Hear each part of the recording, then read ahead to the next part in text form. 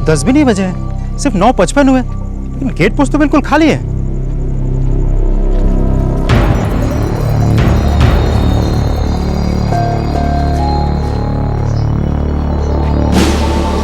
Sir, साहब अभी भी 10 नहीं बजे, लेकिन वहाँ गेट पर ड्यूटी पे कोई भी नहीं है सर। की बोलचिश? Yes sir. अरे ऐसे कैसे हो सकता है? शेखर गुप्ता का ड्यूटी है वहाँ पे, जाओ जाके देखो वहीं कहीं होगा। हाँ सर, मैं भी जानता हूँ उसे वहीं होना चाहिए था, लेकिन मैंने खुद जाके देखा शेखर नहीं है वहाँ, शायद जल्दी घर चला गया होगा। व्हाट?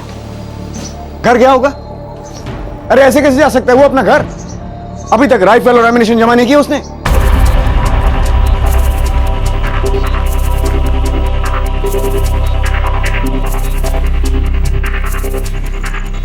समझ में नहीं आ रहा, ये शेखर सेनगुप्ता बिना बताए, बिना राइफल लौटाए जा कहां सकता है वो? सर आप वापस कंट्रोल रूम जाइए, मैं जाके उसके क्वार्टर्स में देखता हूँ। ठीक है, वही करो। Show sir.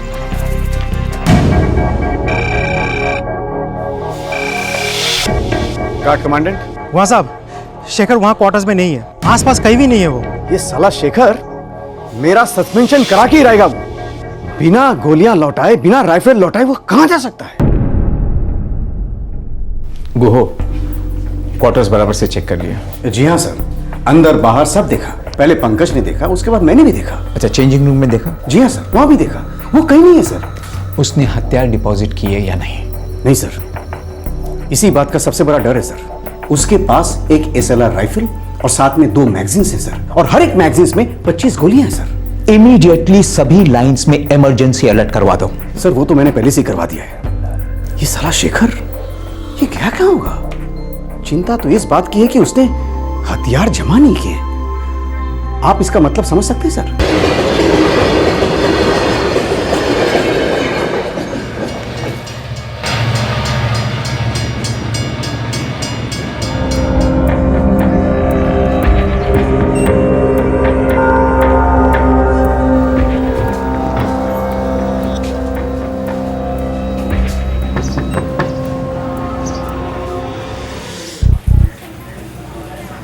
शेखर, तुम्ही इतनी सुबह सुबह? चलो चलो मेरे साथ। तुम भी ना शेखर, अरे हम लोग एक ही बात के बारे में कितनी बार बहस करेंगे? नहीं करेंगे चारू बहस, अब कोई बहस नहीं करेंगे चारू। चारू मैं फैसला कर चुका हूं, हम अभी शादी कर रहे हैं। तुम चलो बस मेरे साथ। हाथ छाड़ो अमर, बहुत हो गया शेखर।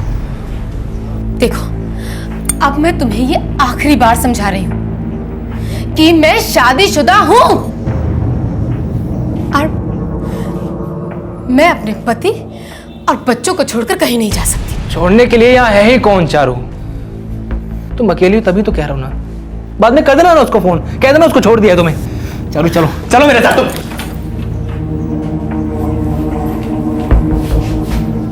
बेरिए जाओ खान के, चले जाओ अभी।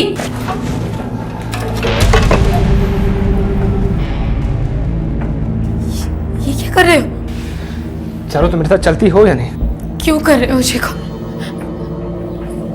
ऐसा मत करो। देखो मैं तुम्हारे आगे हाथ जोड़ती हूँ शेखर, इनाम करो ना। चारू मैं हाथ जोड़ रहा था तुम्हारे कब से मनाने की कोशिश कर रहा हूं तुमको मैं। तुम मान रही हो? नहीं, लेकिन आज मेरे हाथ में ये है। इसको नीचे करो शेखर। एक मिनट शेखर, मैं ऐसे कैसे चल सकती हूँ? देखो मुझे मेरे पति से बात करनी दो, आराम से। बात करनी है तुमको? हाँ। तो बात करो ना तुम। लो बात करो, अभी तुम बात करो। करो चलो बात।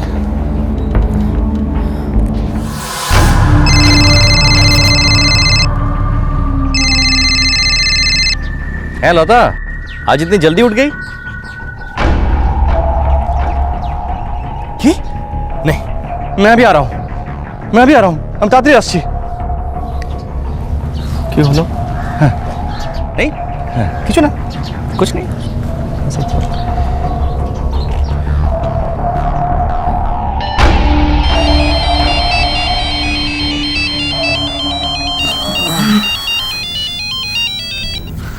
हाँ जीजू, इतनी सुबह सुबह कॉल किया, सब ठीक तो है ना? संजीव बच्चे ठीक है ना? ऑटो। हाँ हाँ भालो ऐसे सो रहे हैं, लेकिन बात क्या है? संजीव, तुम्हारी दीदी लता बहुत मुश्किल में फंस गई है। लेकिन कैसी मुसीबत जीजू? है वो शेखर घर पहुंच गया है और तुम्हारी दीदी के सर पर बंदूक तानी है। अरे ये क्या करें आप? देखो, मैं यहाँ फैक्ट्री से निकल चुका हूँ, मैं घर पहुंच रहा हूँ, तुम जल्दी से घर जाओ, है बुझे? और सुनो, मेरी बहन कृष्णा को मैंने फोन कर दिया है, वो भी पहुंचने वाली है, ठीक है? हाँ हाँ जीजू, मैं अभी निकलता हूँ और सौमिरन को भी साथ लेके आता हूँ। नहीं, उस शेखर के दिमाग में क्या चल रहा है?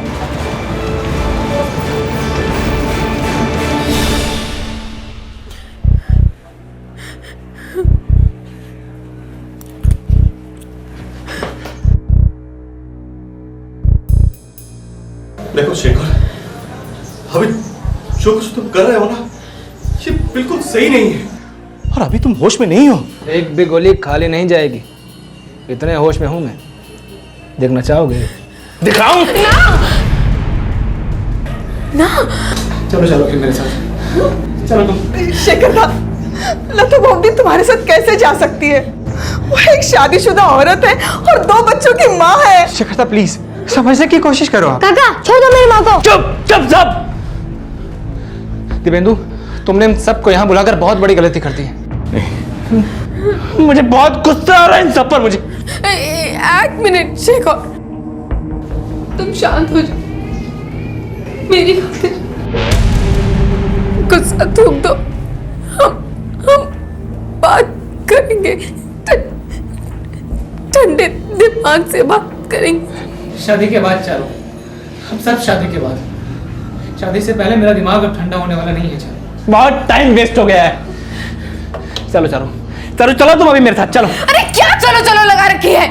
जो तुम चाहते हो वो कभी नहीं हो सकता।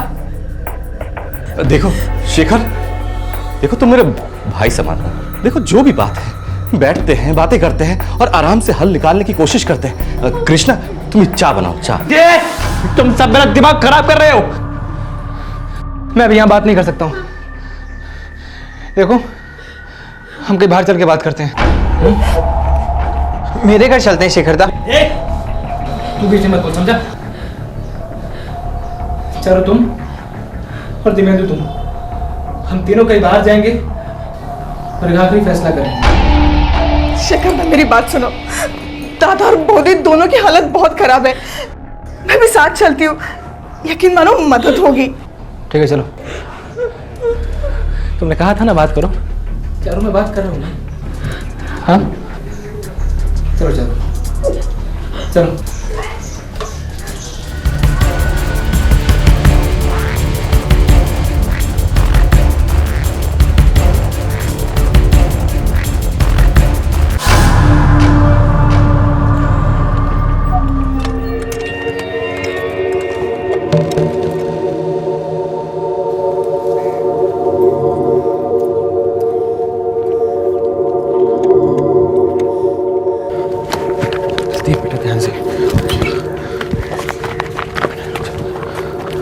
देखो शेखर, शांत हो जाओ, अभी तुम बहुत टेंशन में हो। चलो तुम टेंशन में नहीं हो क्या? और दिव्येंदु तुम? नहीं, मुझे टेंशन नहीं है, क्योंकि मैं जानती हूँ कि जब तुम्हें होश आ जाएगा ना, तब सब ठीक हो जाएगा। मुझे पूरा विश्वास है, सच्ची। चारों, मुझे भी विश्वास है कि तुम मुझसे शादी करने के लिए तैयार हो जाओगी। चारों, बताओ तो दिव्येंदु को, तुम मुझसे प्यार करती हो? ना, ये झूठ है। चारों, फिर सच क्या है? सच ये है कि मैं दिव्येंदु की पत्नी हूँ। मेरे 2 छोटे छोटे बच्चे हैं और मेरा तुम्हारे साथ कोई रिश्ता नहीं है, ठीक है?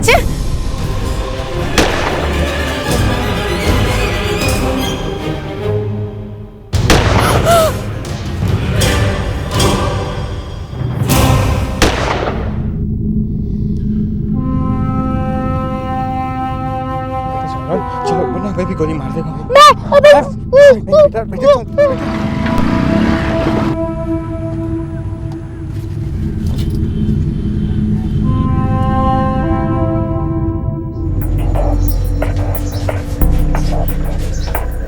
सर ये शेखर सेनगुप्ता जा कहाँ सकता है, वो भी राइफल के साथ?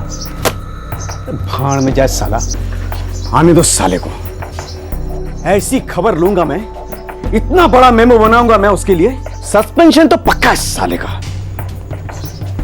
सर कुछ खबर मिला शेखर सेनगुप्ता का? No sir. उसके नाम के आगे रिमार्क्स लगा दो, dereliction of duty. Okay sir. और जब भी ड्यूटी पे आए उसे लेना मत, सबसे पहले वो मुझसे मिलेगा। Okay sir. ये साला शेखर कुत्ता गया कहां होगा?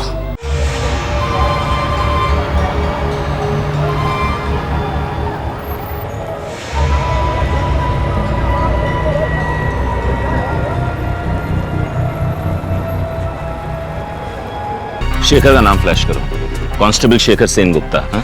सर राइफल का जो डिस्क्रिप्शन हमें मिला है उसके मुताबिक गन ऑटोमेटिक होगा, मतलब कि 12th बटालियन का होगा। उन्हें सबसे पहले कांटेक्ट करो। सर।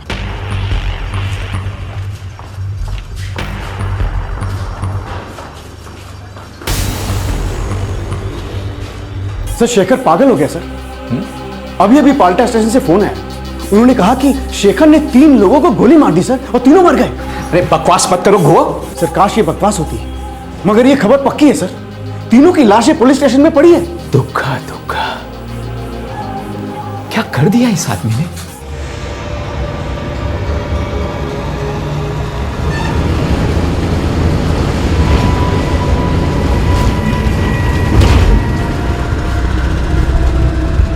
सर सुबह सुबह वो मेरी दीदी के घर आया बहुत जल्दी, तब से उसका दिमाग बिगड़ा हुआ था। तुमने हमें फोन क्यों नहीं किया? पता था उसके पास राइफल है, फिर भी हीरो बनने चली थी। पीछा किया उसका? हम सब बहुत ज्यादा डरे हुए थे सर। मैं तो बस ये पता लगाना चाहता था कि वो उन तीनों को कहाँ लेके जा रहा है, और पता लगते ही मेरा पुलिस को फोन करने का प्लान था, लेकिन उसने तो सर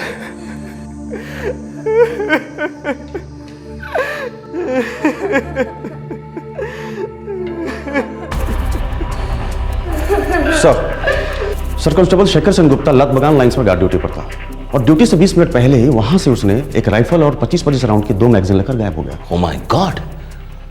तो उन्होंने तुरंत सारे पुलिस स्टेशंस को खबर क्यों नहीं की? इसका मतलब है उसके पास 39 गोलियां भी बाकी हैं। बड़ी कैलिबर की गोलियां हैं सर, सिर्फ एक ही गोली काफी है जान लेने के लिए। पता नहीं क्या करने निकला है ये कांस्टेबल शेखर सेनगुप्ता, और क्यों?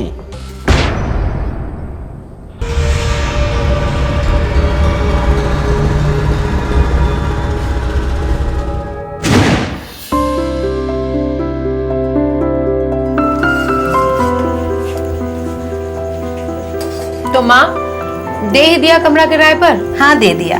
ভালো করেছো। खर्चे कितने बढ़ गए हैं देखो, और संजीव का कॉलेज चल ही रहा है, अभी कमाने में वक्त है उसे। किंतु माँ किराए विराए की बात साफ साफ कर ली हो ना उससे? हाँ हाँ पुलिस वाला है, ट्रेनिंग ले रहा है पुलिस में। ও তাহলে তো আরো ভালো, घर की सिक्योरिटी भी बनी रहेगी ना। जाओ के चाय दिया है। हाँ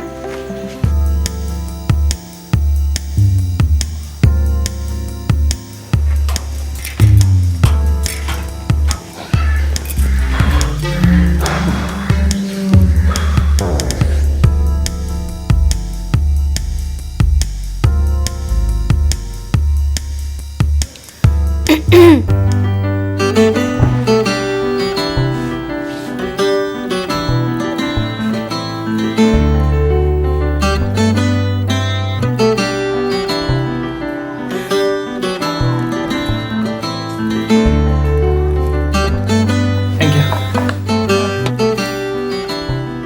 4 बिस्कुट माँ ने भेजे हैं। अच्छा, उनको मेरा थैंक यू कहिएगा। आपको भी थैंक यू। ओ बाबा इतना सारा थैंक यू। सॉरी। আবার সরি একটা না, সরি भी 3-3। अब शायद संजीव की दीदी हैं। हैं चारुलता আমার नाम, यहीं पास में रहती हूँ। मेरे हस्बैंड गन फैक्ट्री में सर्विस करते हैं। ओह, हमारे फोर्स में राइफल्स और बुलेट्स जो हैं वो वहीं से आती हैं। ओह छोटी सी दुनिया। हाँ सो तो है। तुम्हार नाम की बताया नहीं? सॉरी शेखर। आबार सॉरी।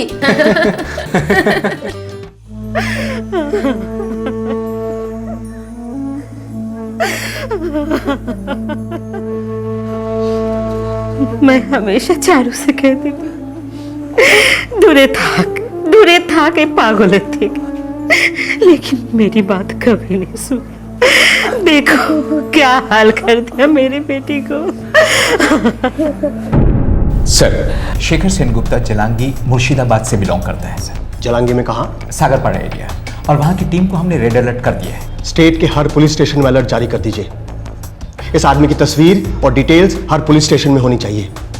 सबको पता होना चाहिए कि इसके पास एक राइफल है with 39 live cartridges and this man is dangerous, very very dangerous. सब हो गया।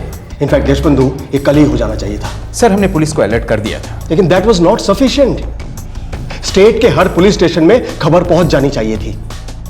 पुलिस रूल बुक के हर नियम को तोड़ा है उसने। अपने राइफल और एमुनिशन वापस नहीं की है। एम आई राइट? हमसे बहुत बड़ी गलती हो गई। अब इस गलती का नतीजा कितना बड़ा होगा ये तो वक्त ही बताएगा।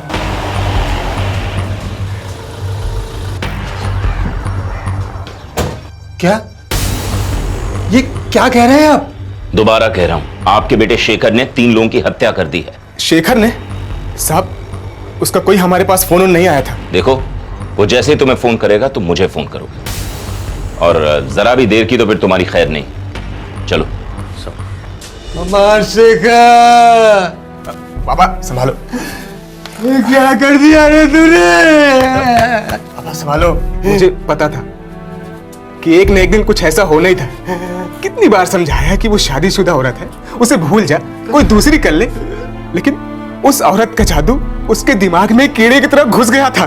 प्रेम बड़ो मधु, कभू काछे कभू सुदूर। शर्म नहीं आती? एक शादीशुदा औरत से क्या क्या करवा दिया तुमने? क्या कहूँ? सॉरी या थैंक यू। चुप, बदमाश। तुम्हारे लिए ना अब एक अच्छी सी लड़की देखकर शादी करवानी पड़ेगी तुम्हारी। लड़की तो मैंने देख ली है। अच्छा, सत्य? के गो? कौन है? अब मुझ जैसी है या नहीं? सुशील, संस्कारी? शेरनी है, सुंदरवन की शेरनी। अच्छा, चारू, तो जमाई जी तुमसे बात करना चाहते हैं। है माँ, आस्ची। माँ है, जाने दो। फिर कब? जब चारू, तुम हमेशा के लिए मेरी हो जाओ ना। चुप, लालची। इस मैं गाना सुन रही थी, सेलफोन का रिंग नहीं सुनाई दिया ना सोना। हाँ, शाम तक लौट आऊंगी। अरे हाँ रे बाबा, दोनों बच्चों को स्कूल से लेते हुए आऊंगी बस। तुम भी ना कैसे बच्चों की तरह नाराज होते हो।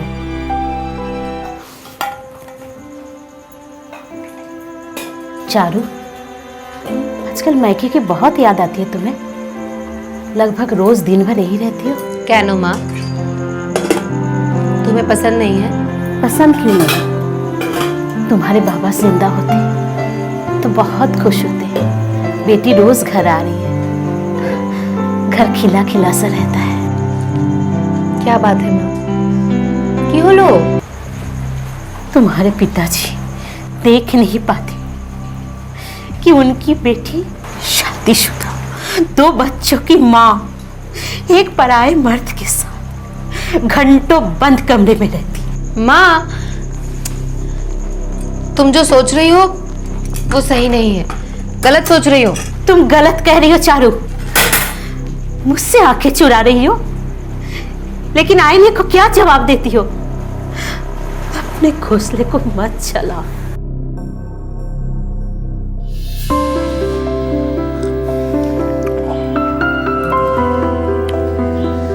चारू, मैं शादी करने जा रहा हूँ। बहुत बढ़िया। कौन है लड़की? चारू, मैं तुमसे शादी करने जा रहा हूँ। इन सब फालतू बातों के लिए ना वक्त नहीं है मेरे पास। फालतू बातें?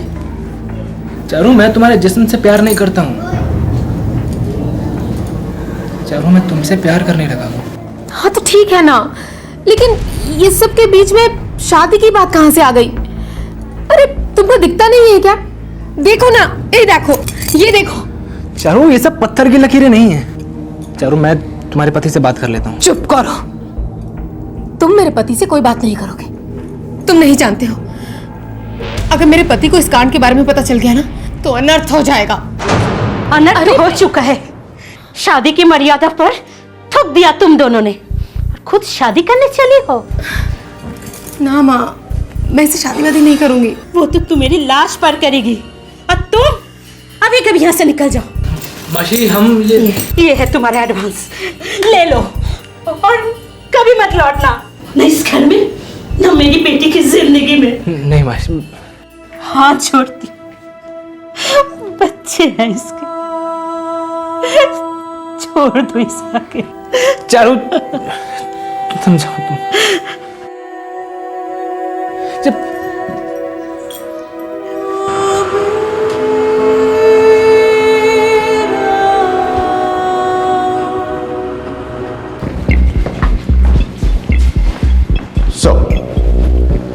सर शेखर का मोबाइल ऑफ आ रहा था, पता चला कि वो अपना मोबाइल क्वार्टर पर छोड़ कर गया है। मतलब शेखर की लोकेशन के बारे में हमारे पास अभी तक कोई जानकारी नहीं है। वेस्ट बंगाल के सारे पुलिस स्टेशन पर रेड अलर्ट जारी है, पर अभी तक कुछ क्लू नहीं मिला। यहाँ क्वार्टर में उसका कोई दोस्त वोस्त था क्या?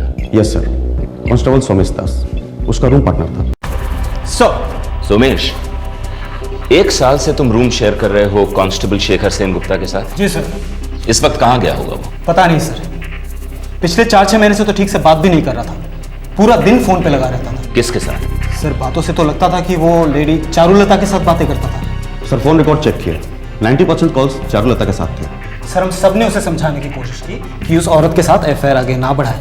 सर वो मैरिड थी, और फिर शेखर के भाई ने भी उसे काफी समझाने की कोशिश की। शेखर तो बिल्कुल लव क्रेजी था सर, एकदम लव क्रेजी।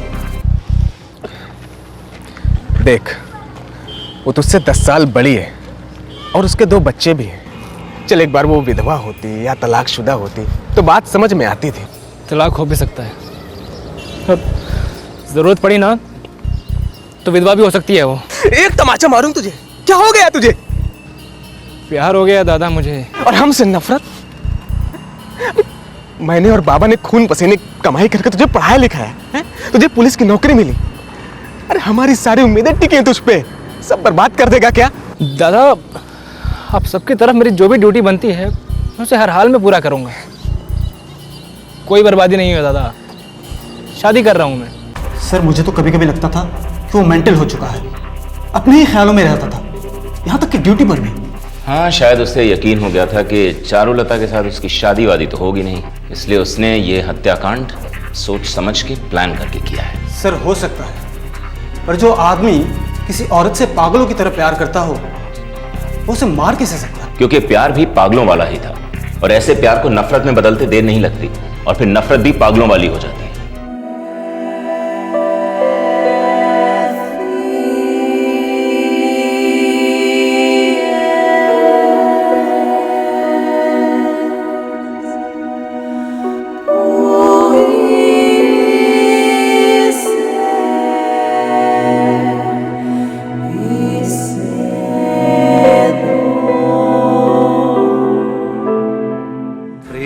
যেন এক অতিথির মতো কখনো জীবনে আসে, ফুলো ডোরে বাঁধে, কখনো আবার অশ্রু ঝরিয়ে চলে যায়।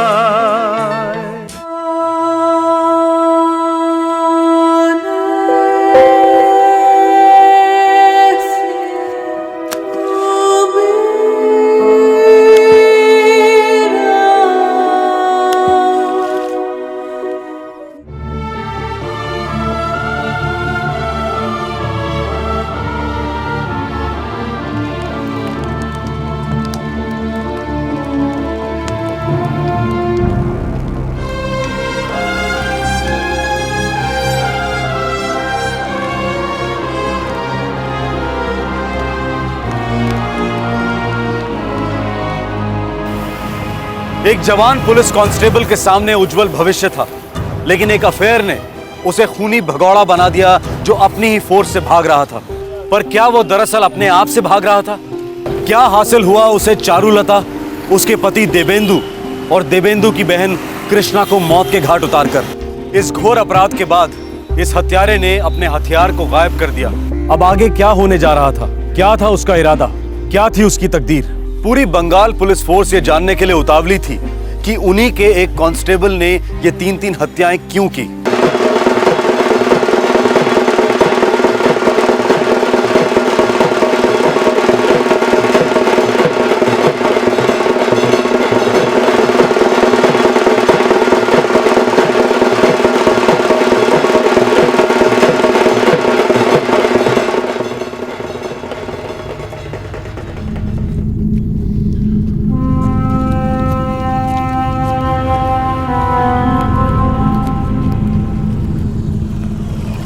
आप शेखपारा तक लिफ्ट दे सकते हैं मुझे? जी सर, बढ़िया, थैंक यू। शेखपारा पश्चिम बंगाल और बांग्लादेश के बॉर्डर पर स्थित है। वहां से कुछ ही किलोमीटर दूर इंटरनेशनल बॉर्डर का खारपारा आउटपोस्ट है। शेखर यहां क्या कर रहा था? आखिर इरादा क्या था इस हत्यारे का?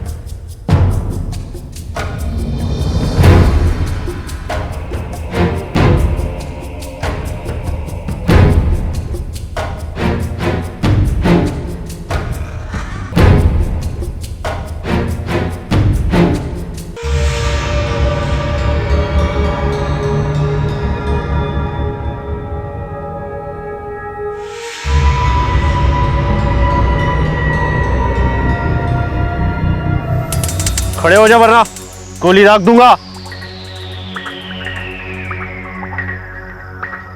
किधर जा रहे थे? साहब मेरा ससुराल ऊपर है साहब। घरवाली बहुत बीमार थी तो उसको वहाँ छोड़ाया था। सब उसका हालचाल पूछने जा रहा था सर वहाँ। कहाँ के रहने वाले हो? रानी नगर का साहब। अगली बार पूरे कागजात बनाकर आना और कहरपारा आउटपोस्ट से एंट्री लेना, समझे? जी साहब। साहब वो मैं जाऊँ साहब, मेरी घरवाली। ठीक है, अब तुम जाओ। जी साहब।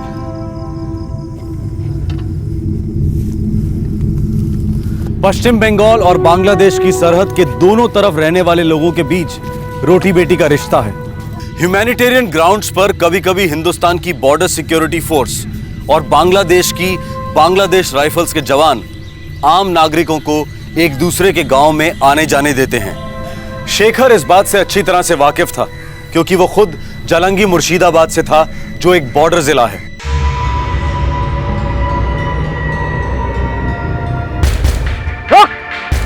ये जूते कहाँ से है? दुकान से लिए हैं साहब। ये तूने खुद खरीदे? जी साहब। झोंक लीजिए।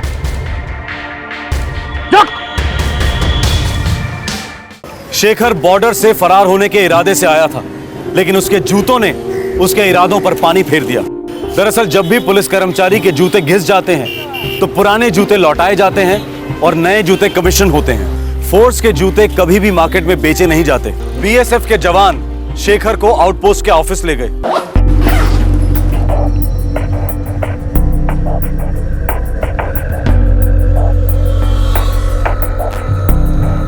जनाब, ये पश्चिम बंगाल पुलिस का कर्मचारी मालूम पड़ता है? चल अब नाम बोल और सच बोल। Shekhar Sengupta, constable, 12 battalion armed police. Shekhpara police station में फोन लगाओ और पूछो ये सच बोल रहा है या हम सच बुलवाएं इससे।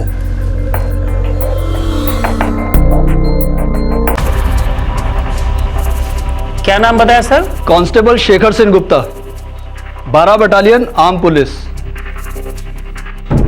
हाँ सर, ये तो वांटेड है। और कल ही 3 लोगों का मर्डर करके फरार हुआ है। जी धन्यवाद जनाब। 24 परगना पुलिस डिवीजन का कांस्टेबल है। कल सुबह ड्यूटी राइफल से 3 लोगों को मार दिया इसने। हवाले करने का इंतजाम करो इसे। जी जनाब।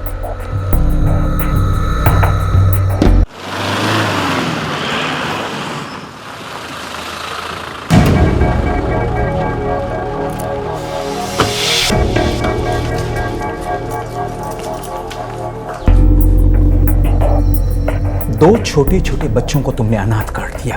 क्या मिला ये सब करके तुम्हें? मुझे तो बस चारू को मारना था। अब बाकी के बीच में आ गए तो मैं क्या करूं? लेके जाओ इसको। चारुलता नाजायज रिश्ते की आग में अपनी मर्जी से कूदी। चारुलता के पति देवेंदु को अफेयर का आभास था। हल्की सी दस्तक सुनी भी थी। देवेंदु की बहन कृष्णा तो केवल अपनी। चारुलता के बच्चे सिर्फ इतना जानते थे कि उन्हें मम्मी पापा से बहुत प्यार है और अब वो उन्हें कभी नहीं देख पाएंगे। चारुलता की मां ने जुर्म की दस्तक सुनी थी और अपनी मजबूर आह बुलंद भी की थी, पर अफसोस तब तक पानी सर के ऊपर निकल चुका था। एक सनकी आदमी के एक औरत के लिए पागल जुनून ने कितनी सारी जिंदगियां बर्बाद की। वेस्ट बंगाल থেকে আপনাদের সবাইকে সদর অভিনন্দন জানাচ্ছি।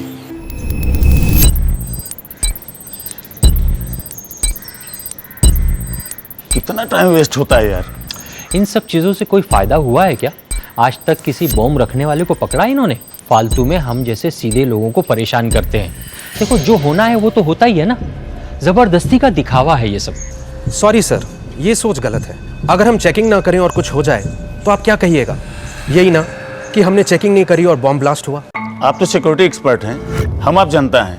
कॉमन सेंस की बात है, बम रखने वाला कभी इधर से जाएगा क्या? कभी नहीं, लेकिन ऐसी चेकिंग बॉम्बर को मुश्किल में डाल देगी, उसके रास्ते बंद कर देगी और उसके पकड़े जाने का खतरा बढ़ा देगी। और ये भी कॉमन सेंस की बात है कि आतंकवादी जितना खतरे में उतने आप सेफ। एक बॉम्ब ब्लास्ट और हम सब सुरक्षा व्यवस्था का चीरहरण करने लगते हैं। ये एक भयानक पैटर्न बन गया है। आतंकवाद ने हमें इस कदर भयभीत कर दिया है कि मानो हमारी शक्ति, हमारी बुद्धि, हमारी समझ सबको लकवा मार गया हो। और ये चल नहीं सकता, क्योंकि इंसान या तो डर सकता है या जी सकता है, और डर के जीने का तो सवाल ही नहीं उठता। अप्रैल 2011, मालदा, वेस्ट बंगाल।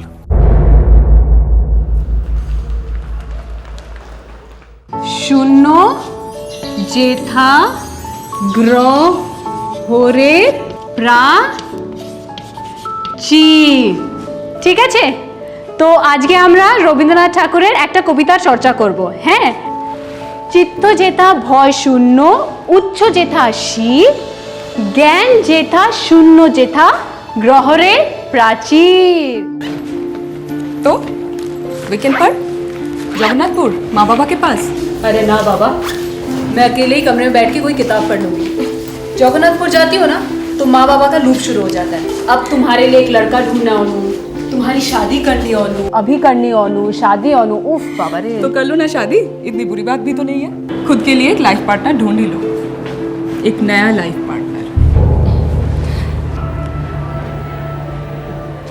मैं अपने आप को वक्त देना चाहती हूँ। ओनू, अपने आप को वक्त देने का भी एक वक्त होता है, उसके बाद समझौता करना पड़ता है, सबको करना पड़ता है। ओनू, कुछ लोग होते हैं जो हमारे लिए नहीं बने होते हैं, जैसे कि अमित। अमित तुम्हारे लिए बना ही नहीं था। Just accept it. वाणी, क्यों करते हैं लोग समझौता? यादें, उन पुरानी यादों का क्या? पुरानी यादें मिटाने के लिए नई यादें बनानी पड़ती हैं। No choice. ट्राई करूंगी, एक लास्ट बार ट्राई करूंगी। Sounds good. चल।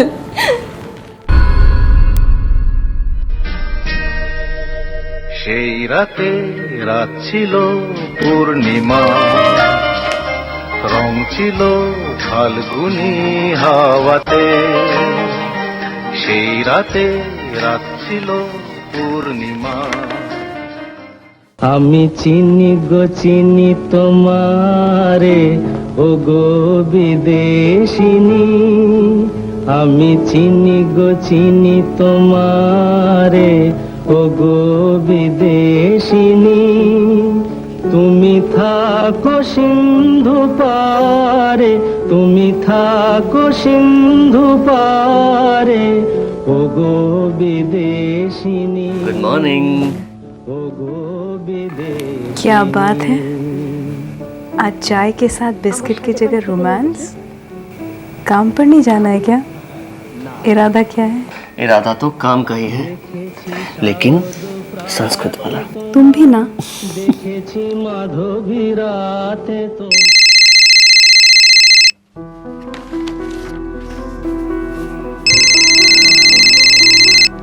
है शेखर, बोलो। अनुदी, आज मैं नहीं आऊंगा, मुझे ना कुछ असाइनमेंट्स पूरे करने हैं, उसके बाद ही मैं घर से निकलूंगा। ठीक है, लेकिन रात के खाने पर तो रहोगे ना? दीदी मैं श्योर नहीं बोल सकता, मैं आपको फोन करूंगा, शाम को फोन करूंगा आपको, यस या नो। शेखर ठीक है। हाँ, अनु, शनिवार रविवार को क्या स्पेशल क्लास है तेरा? नहीं तो माँ, घर पर ही हूँ। तू घर पे नहीं, किराए के मकान में है। घर ये है तेरा, जहाँ हम पूरा हफ्ता इंतजार करते हैं तेरे आने का। माँ प्लीज हाई ड्रामा क्रिएट मत करो, मुझे ढेर सारे पेपर्स करेक्ट करने थे इसलिए नहीं आ पाई। नेक्स्ट वीक आऊंगी पक्का। पर वो तो तू यहाँ भी कर सकती थी बेटा। कहा ना आजबो नेक्स्ट वीक, पक्का आजबो। बाबा तुझे बहुत याद करते हैं बेटा। मैं भी माँ बहुत याद करती हूँ सबको। ओह हाँ, यही तो है। आप है अनुपमा सरकार? मेरे फेस पर लिखा है अनुपमा सरकार। नहीं, मुझे लगा। गलत लगा, ऊपर रहती है। ऊपर कैसे जाते हैं? नॉर्मली हम इन्हीं सीढ़ियों से चल के जाते हैं। लीजिए। Thank you.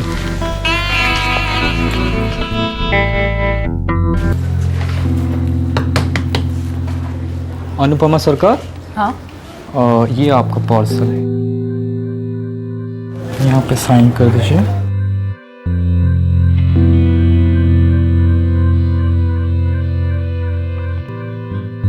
Thank you.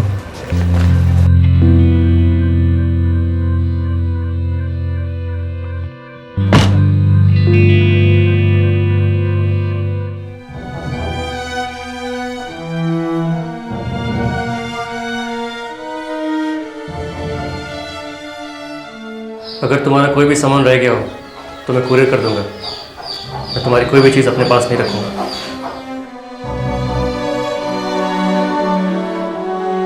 लेकिन तुम मेरे हर चीज में, मुझ में हमेशा रहोगे अमित।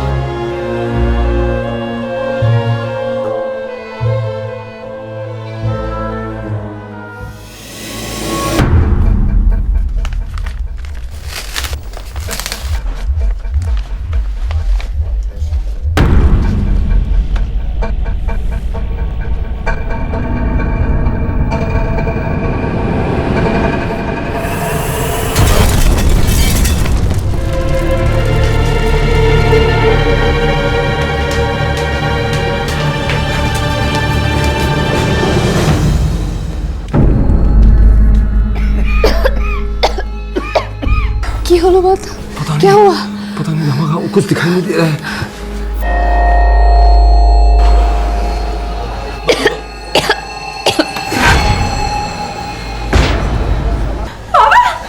अनुपमा दी! ये क्या हो गया?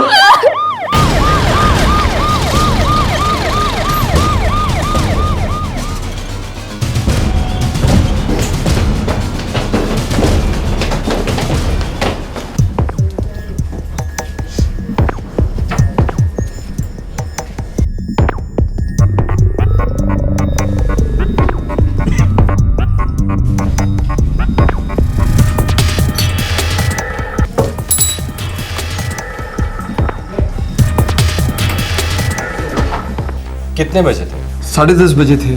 सर वो कुरियर वाला 10:15 को यहाँ से गया था। मतलब कुरियर वाले जाने के 15 मिनट बाद आप लोगों ने ब्लास्ट सुना? जी सर। जी हाँ।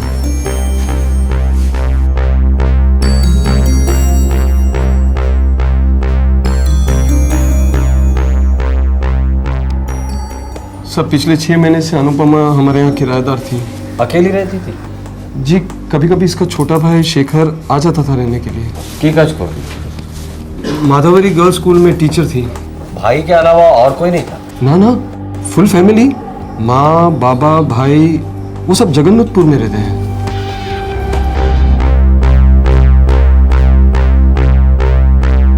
ये आईईडी है, improved explosive device.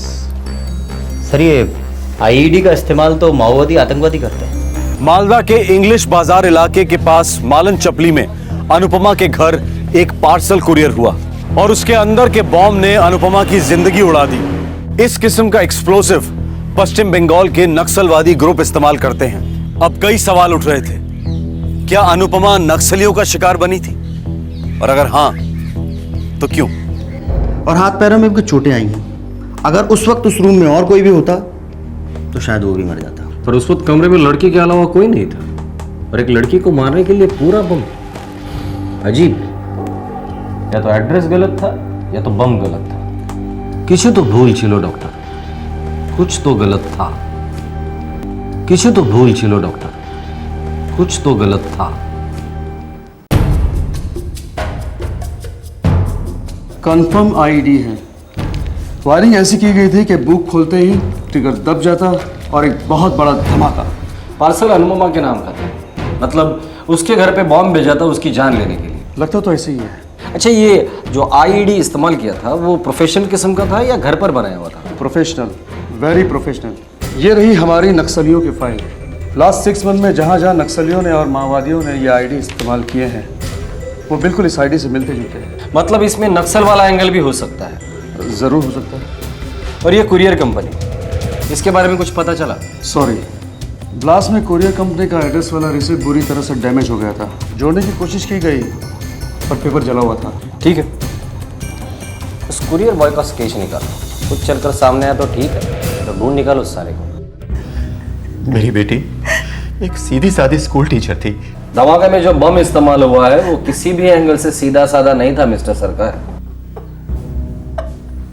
Sir Anupama दी पर आप डाउट कर ही नहीं सकते, वो बहुत ही क्लीन लेडी थी। 6 महीने से रहती थी यहाँ। कौन कौन आता था मिलने? 1-2 बार उसके माँ बाप आए थे, उसे देखकर चले गए। सर जैसे कि मैंने आपको बताया था, अनुपमा दी का छोटा भाई शेखर यहाँ पे आता जाता था। वो यहाँ ही पढ़ता है तो यहाँ और अपने घर के बीच अप डाउन करता है। कोई और?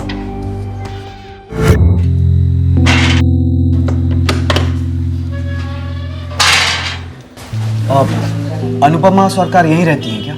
जी, ऊपर के कमरे में। धन्यवाद। सर अनुपमा दी के माँ बाबा और भाई के अलावा मैंने उस आदमी को 2-4 बार देखा है। आखिरी बार उस आदमी को कब देखा था?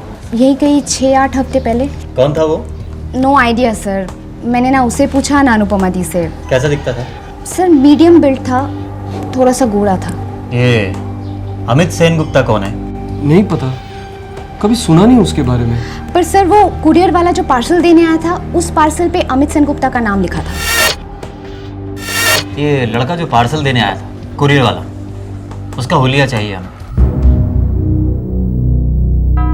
अमित सेन गुप्ता मेरी बेटी का एक्स हस्बैंड, डिवोर्स हो गया था उनका, गजोल में रहता है। एनवलप पे भी यही लिखा है, अमित सेन गुप्ता गजोल।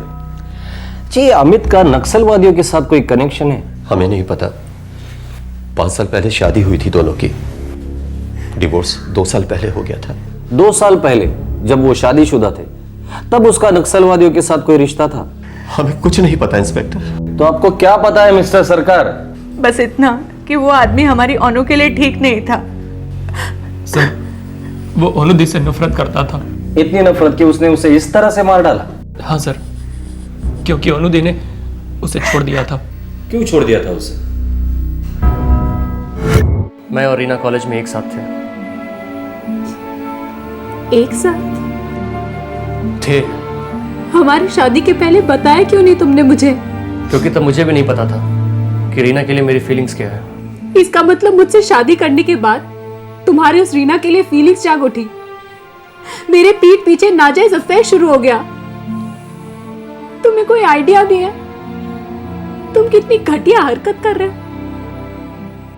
शादी से पहले पता होता तो कभी बेटी नहीं देते उसे। साला पकड़े जाने के बाद भी मेरी दीदी से बोला मैं रीना को बुला नहीं सकता, नहीं छोड़ सकता उसे। इतना बेशरम इंसान है ये अमित सेन गुप्ता। मेरी बेटी ने उसे बहुत टाइम दिया, 2 साल भुगता उसने, और फिर हताश होकर डिवोर्स मांगा उससे। सर सच बात तो ये है वो डिवोर्स देना ही नहीं चाहता था। सोने की मुर्गी जो थी मेरी अनुदी, बेचारी कमा कमा कर पैसे इसके हाथ में देती और वो सारा पैसा उस रखी हुई औरत पर खर्च करता। डिवोर्स मांगा तो हाथ उठाया। हमने अपनी बच्ची को कभी डांटा भी नहीं, उसने पीटा मेरी बच्ची को। हमने पुलिस कंप्लेन भी की थी हबीबपुर पुलिस स्टेशन में। मेरे पास एमसी की कॉपी भी है। तब उसने हमें धमकी भी दी थी, एक न एक दिन वो मेरी बेटी से बदला लेगा, और उसने बदला ले लिया। अनुपमा के साथ मेरी अच्छी जमती थी। कैसी थी वो? काफी डिस्टर्ब। अमित के धोखे का शौक वो बर्दाश्त नहीं कर पा रही थी। इनफैक्ट डिवोर्स के बाद भी वो अमित से उतना ही प्यार करती थी। उसके किराए के मकान पे उससे मिलने एक आदमी आता है। कौन आता था? मैं आपसे पूछ रहा हूँ, कौन आता था? डिवोर्स के बाद कोई अफेयर? ना। पक्का? पक्का तो बोलते पर आई मीन नहीं कह सकती, पर अफेयर होना मुश्किल है ऑफिसर, बहुत मुश्किल है। मतलब उसने कभी जिक्र नहीं किया उस आदमी के बारे में जो उससे घर पे मिलने आता था? No officer. सर, मुझे नहीं लगता कि मर्डर और ब्लास्ट में कोई नक्सल का एंगल है। मुझे भी यही लगता है, ये बदले वाला मामला होगा। बदला? तलाक के 2 साल बाद, और वो भी इतने खतरनाक और भयानक तरीके से। बैनर्जी, बदले की आग लंबी सुलगती है, हम लोगों ने तो कई बार देखा है। जी, इस कुरियर वाले का क्या हुआ? इंग्लिश बाजार कस्बे में तकरीबन 27 कुरियर कंपनियां हैं। मैंने अपने खबरी नेटवर्क को एक्टिवेट कर दिया है, जल्दी ये लड़का पकड़ा जाएगा। वो अमित सेन गुप्ता, उसका गांव गजोल, वहां से क्या खबर है? सर, वहां तकरीबन 30 कुरियर कंपनियां हैं और कई तो फ्रेंचाइजी हैं। एक बार ये लड़का पकड़ा गया, ये खुद हमें उस कुरियर कंपनी तक ले जाएगा जहां से वो पार्सल आया था। बैनर्जी, गजोल जाने की तैयारी करो। हमारा मुख्य आरोपी अमित सेन गुप्ता ही है, और अब तक तो वही है।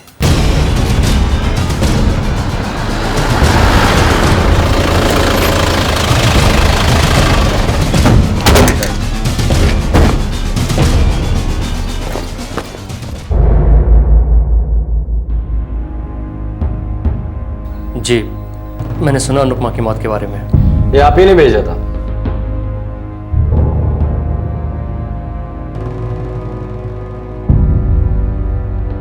देखिए, ये क्या कह रहे हैं आप?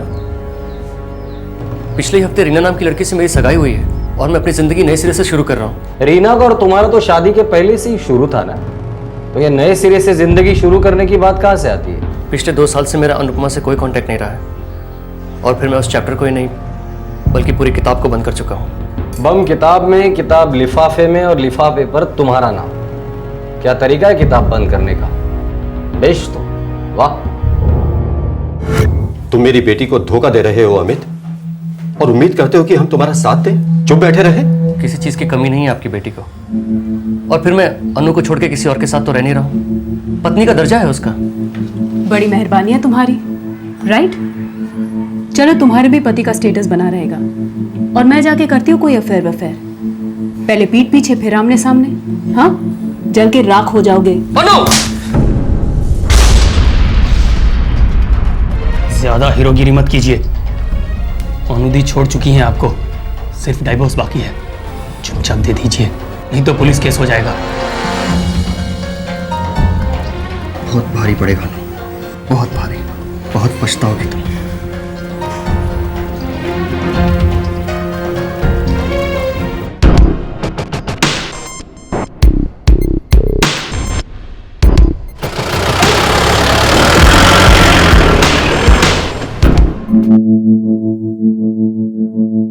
जो टॉर्चर आपको आते हैं सब आजमा लीजिए, मगर सच नहीं बदलेगा। और सच ये है कि मैंने अनुपमा को पार्सल नहीं भेजा है। हो सकता है किसी और ने तुम्हारे नाम से पार्सल भेजा हो। कोई मुझे फंसाने की कोशिश कर रहा है, और आप उसके चाल में फंसते जा रहे हैं। एड्रेस इतना साफ साफ लिखना कातिल की बेवकूफ़ी होगी। सर, ये अमित की चालाकी भी हो सकती है। उसने सोचा होगा खुद का नाम लिखेगा तो कोई शक नहीं करेगा, क्योंकि कातिल अपना नाम और पता तो नहीं लिखता। ये अमित बहुत चालाक है। या कोई उससे भी चालाक है बैनर्जी। मतलब कोई ऐसा शख्स जो अनुपमा और अमित की हिस्ट्री को जानता था, जिसका उसने फायदा उठाया। करेक्ट। जो अनुपमा से बहुत नफरत करता था और जानता था कि उंगली अमित पर ही उठेगी। आपने उसे बीच बाजार में थप्पड़ मारा था, शायद उसका गुस्सा होगा उसको। मुझे लगता है हमें ये बात भी पुलिस को बता देनी चाहिए थी। पता नहीं बेटा, पता नहीं।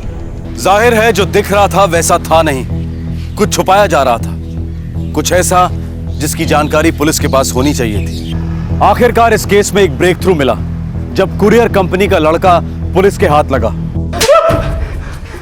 हर newspaper, courier company, TV channel में तेरे लिए संदेशा भेजा था कि आके हमसे मिल, पर तू आया ही नहीं मिलने।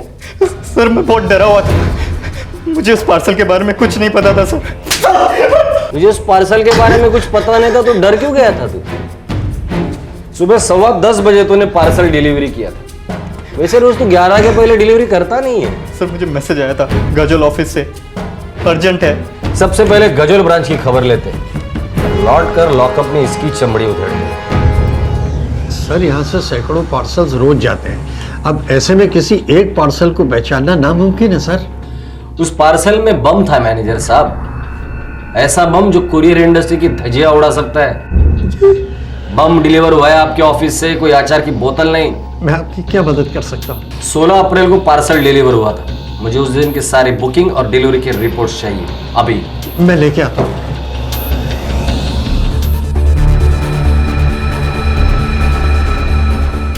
16 तारीख को डिलीवर होने के लिए बुकिंग कब की गई होगी? सर 13 को या फिर 14 को, बस यही 2 दिन क्यों? सर डिलीवरी के लिए हम नॉर्मली 3 दिन लेते हैं, पर अगर अर्जेंट हो तो 2 दिन में डिलीवर कर देते हैं, पर उसका एक्स्ट्रा चार्ज लगता है। आपके ऑफिस से इंग्लिश टाउन बाजार के ऑफिस को फोन किया गया था और बताया गया था कि ये पार्सल अर्जेंट डिलीवर करना है। जी सर, ये रही रिपोर्ट। ये नंबर ट्राई करो, जरूर बंद रहेगा। करेक्ट सर, डीएक्टिवेटेड है। अमूल चैटर्जी, इसी ने बुकिंग ली थी ना? जी सर। बुलाइए उसे। जो पार्सल अनुपमा सरकार के घर पे ब्लास्ट हुआ, उसके बुकिंग एजेंट आप ही थे? जी मैंने की थी बुकिंग, और मैंने अखबार में पढ़ा था ब्लास्ट के बारे में। तो अखबार में पढ़ने के बाद मौन व्रत धारण कर लिया था? पुलिस को इन्फॉर्म करना जरूरी नहीं समझा? जी मैंने बताया था इनको। सर अमोल ने बताया था, लेकिन हम नहीं चाह रहे थे कि हम किसी लफड़े में फंस जाएं। पुलिस लफड़ा है? फिर हम लोगों को क्यों गाली देते हो जब बीच बाजार में ब्लास्ट हो जाता है? मैं भला मेरा घर भला सोचने से एक दिन एक ही घर बचा रहेगा उनकी रडार पर, और वो आपका होगा। बम, सब कुछ खत्म। चुप रहकर आप लोग आतंकवादियों को बढ़ावा देते हो, और बढ़ावा देना उनका साथ देने जैसा ही है, समझे? मैं बताता हूँ, वो 2 लोग आए थे पार्सल लेकर।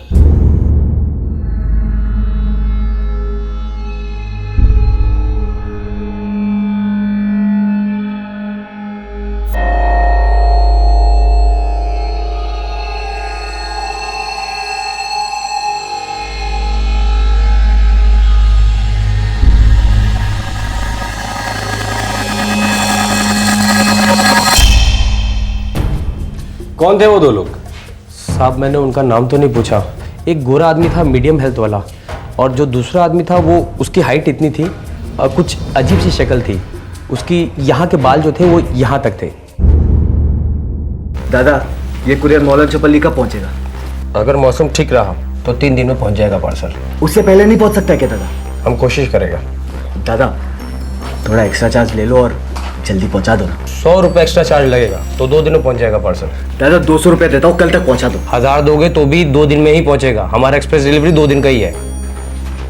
भालो एक्सप्रेस डिलीवरी से भेज दो इसको, लेकिन थोड़ा जल्दी। हाँ साहब उन्होंने मेरे से मेरा नंबर भी लिया था और कम से कम 1 दर्जन बार कॉल किया, और यही पूछते रहे पार्सल गया क्या, पार्सल गया क्या। बैनर्जी, अमोल साहब के कॉल डिटेल्स चेक करो और उनके कॉल्स को ट्रैक करना।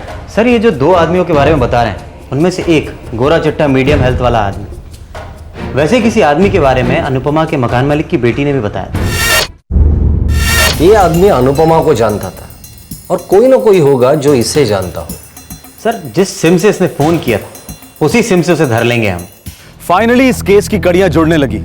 अब पुलिस उस शख्स को ढूंढ रही थी जिसने वो पार्सल भेजा था। आखिरकार कौन था ये आदमी? क्या अनुपमा के घर वाले उसे जानते थे? वो पुलिस से क्या छुपा रहे थे? ठीक ठाक कद है, गोरा चिट्टा लड़का है, मौलाना चौपाली में अनुपमा से मिलने आता था। वहां कोई नहीं जानता कि वो कौन था। क्यों जानतो ना, किसी को भी नहीं पता। लेकिन ऐसा हो ही नहीं सकता कि अनुपमा ने आपको उसके बारे में कुछ बताया ना हो।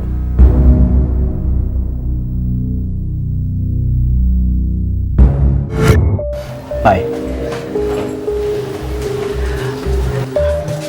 हेलो। हेलो।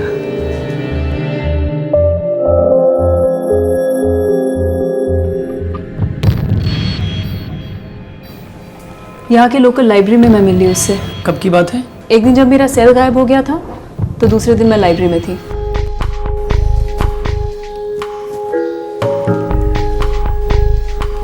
लगता है आप अपना सेल फोन भूल गई थी। Thank you. मैं इतनी परेशान हो गई थी, मेरे सारे नंबर स्टोर है इसमें। इसीलिए तो संभाल के रखा था ताकि जब आप वापस आए तो मैं आपको लौटा दूं। Thank you very much. वैसे आपका नंबर है मेरे पास, तो अगर अब से आपको कोई भी ब्लैंक कॉल दे तो आप समझ जाइएगा कि वो बदमाश कौन है। आप मुझे ब्लैंक कॉल्स क्यों देने लगे? मेरा नाम बाबू और मेरे बाबूजी कहते हैं कि दोस्त और किताबें दोनों कम हो तो परवाह नहीं, लेकिन अच्छे होने चाहिए। सही कहते हैं आपके बाबूजी। वैसे मेरे बहुत कम अच्छे दोस्त हैं, एक्चुअली है ही नहीं, और मैंने किताबें भी आज तक कभी भी पूरी नहीं पढ़ी। ऐसा क्यों? इंतजार कर रहा था एक ऐसे खूबसूरत इंसान का जो मेरा बहुत अच्छा दोस्त बन सके, और एक गहरी किताब भी। क्या आप मेरी फ्रेंड बनेगी? दो फिल्मी डायलॉग्स क्या मारे उससे प्यार हो गया आपको? उसके बारे में जानती भी हैं आप? टीवी इंजीनियर है। वो क्या होता है?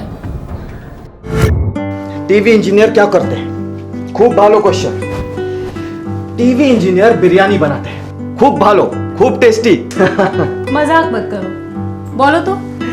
ओनू, सीधी सी बात है, टीवी इंजीनियर टीवी रिपेयर करते हैं। अगर टीवी बीमार पड़ जाए तो हम उसका इलाज करते हैं। ये तुम हमको टीवी का डॉक्टर भी बुला सकती हो। Very funny. वहाँ लाइब्रेरी में क्या कर रहे थे? अरे बाबा, वहां पे टीवी का इलाज कर रहा था, और देखो मेरी तन्हाई का भी इलाज हो गया। ओनू, अग्नि को साक्षी मान के क्या तुम मेरे साथ 7 फेरे लोगी? मैं उस आग में एक बार पूरी तरह जल चुकी हूँ बाबू। ओनू, एक बात बताओ, अगर हमारी 5 उंगलियां एक जैसी होती तो क्या हम एक बड़े से अजीब से गोरिल्ला जैसे नहीं दिखते?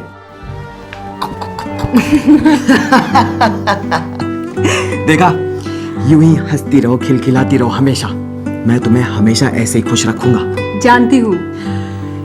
एक बात नहीं जानती हो तुम? क्या? एक ऐसा वक्त आएगा जब हम बूढ़े हो जाएंगे, चल नहीं पाएंगे, लेकिन फिर भी हमारी वो टीवी चलती रहेगी, पक्का चलेगी।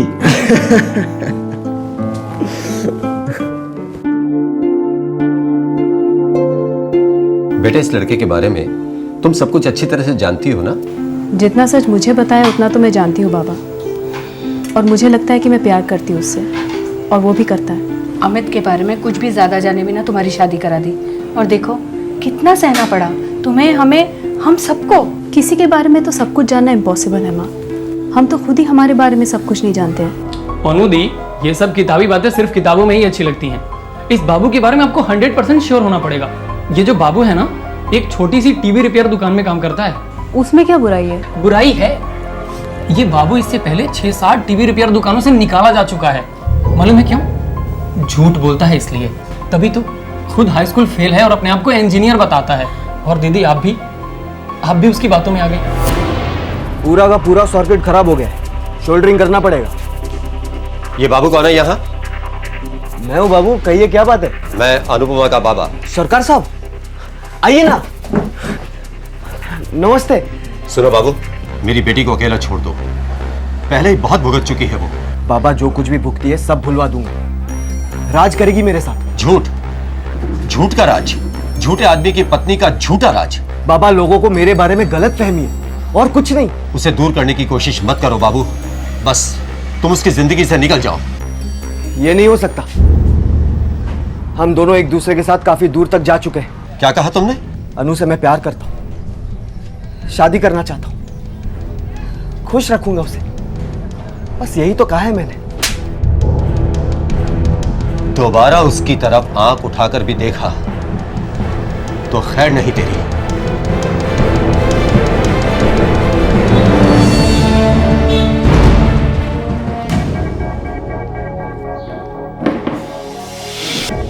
मैंने तुम्हें तुम्हारा फोन इसलिए नहीं लौटाया था ताकि तुम मेरे कॉल्स को रिसीव ना करो। बाबू प्लीज तुम जाओ यहाँ से। मैकेनिक के बदले खुद को इंजीनियर कह दिया तो तुमने मेरा पता ही काट दिया। एक छोटा सा झूठी तो कहा था मैंने। नफरत है मुझे झूठ से, और झूठे इंसान से मैं कोई रिश्ता नहीं रखना चाहती। खुद हरिश्चंद्र की पोती हो क्या तुम? मैंने कभी कोई झूठ नहीं बोला। बोला, मुझसे झूठ बोला। कहा कि प्यार करती हो ना मुझसे, शादी करोगी। वो झूठ नहीं था, लेकिन तुम्हारे झूठ ने मुझे एक नई सच्चाई दिखा दी है। सच्चाई तो मैंने देखी, इस्तेमाल किया है तुमने मेरा। क्या मतलब? शादीशुदा थी ना, अकेले नींद नहीं आती थी, नींद की गोली बनाकर निगल गई मुझे। क्या बक रहे हो? तुम्हें सिर्फ अपनी सेक्स की भूख मिटानी थी मेरे साथ। छी, मैं जा रही हूँ और कभी मेरा पीछा मत करना। रुको, सुनो, मैंने तुम्हारे बाबा को माफ कर दिया, अब तुम भी मेरे झूठ को माफ कर दो और चुपचाप से मेरी पत्नी बन जाओ। और तुम मेरा पहला प्यार हो, तुम मेरे जिस्म के साथ ऐसे खेल के नहीं निकल सकती हो ना। मुझे समझ नहीं आ रहा कि मैं तुम पे हंसूं या रो। कितनी थर्ड ग्रेड सोच है तुम्हारी।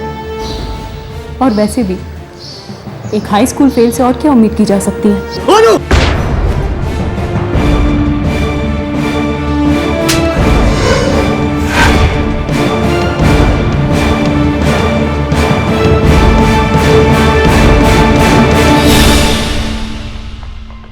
उस दिन से जो हरासमेंट शुरू की उसने। क्या करता था? दिन रात फोन पर फोन, अलग अलग नंबरों से, और फिर धमकियां देता था कि उनके बीच बेडरूम में जो कुछ हुआ इंटरनेट पर डाल देगा। अनुदी ने काफी कोशिशें की उससे दूर रहने की। उन्होंने सिम बदला, पर वो पता कर लेता और धमकी देता था कि उसके पास अनुदी का एक MMS है। वो MMS वाली बात मैंने दबा कर रखनी चाहिए थी, इसलिए आपको नहीं बताया था। हमें शक है कि अनुपमा के खून के पीछे ये बाबू ही है।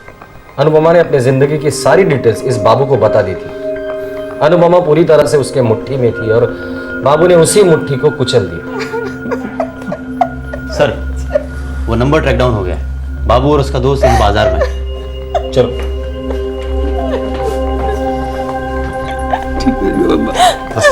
चुप हो जाओ।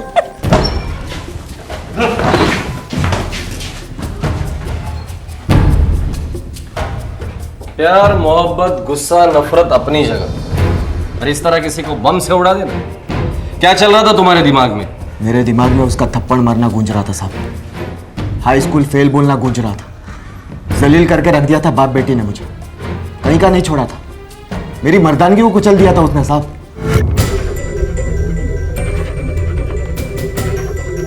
ये काम करेगा ना? अरे बाबा, अब तक तो हर बार काम कर गया है। एक बार टेस्टिंग कर ले।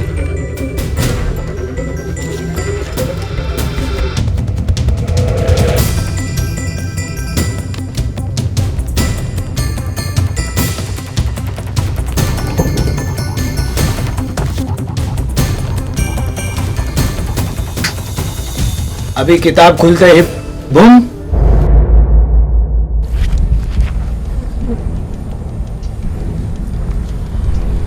अभी खींच। खूब बोलो, बहुत मस्त चीज है यार।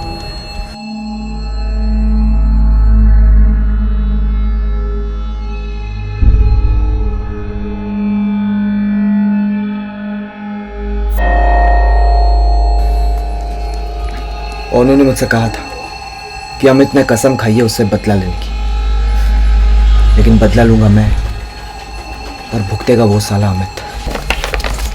पर एक ही टेंशन है, ये किताब तेरी अनुपमा अपने घर में अकेले में ही खोले, नहीं तो दूसरे लोग मुफ्त में बकरा बन जाएंगे। मासूम लोगों की जिंदगियों को खतरे में डाला। कई मासूम मारे जाते थे जिनका तुमसे कोई लेना देना नहीं था। कोई मासूम मरा तो नहीं ना साहब? कोई मासूम मरा नहीं। लेके जाओ चलो को।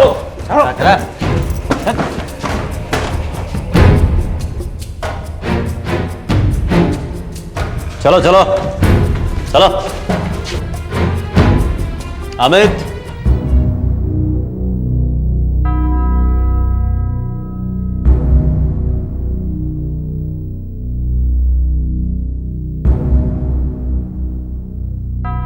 बॉम्ब वाला पार्सल अनुपमा तक पहुंचने के पहले कई हाथों से गुजरा था।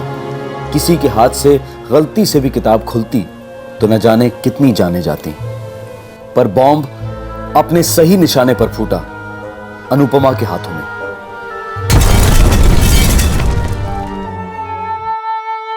दुर्भाग्यवश अनुपमा से सच्चे प्यार ने हमेशा आंख में चोली खेली, उसके दिल की धड़कन का मजाक उड़ाया। उसके दोनों रिलेशनशिप्स विस्फोटक रहे। उन्होंने उसे जीते जी मार डाला। और फिर अगर कुरियर कंपनी में मेटल डिटेक्टर या बॉम्ब स्कैन मशीन होती तो अनुपमा शायद इस वक्त जिंदा होती। इस केस के बाद police force her courier company पर यह जोर डाल रही है कि वो अपने ऑफिस में बॉम्ब डिटेक्शन मशीन फिट करवाएं। यह केस आतंकवाद का भले ना हो, लेकिन आतंक के सौदागरों के तरीकों के बारे में दस्तक जरूर देता है।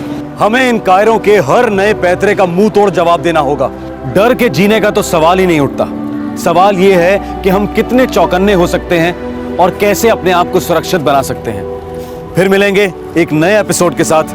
तब तक अपना ख्याल रखें। शुभ रात्रि। जय हिंद। इस तरह के और भी एपिसोड देखने के लिए हमारे चैनल को सब्सक्राइब करें और बेल आइकन दबाना ना भूलें।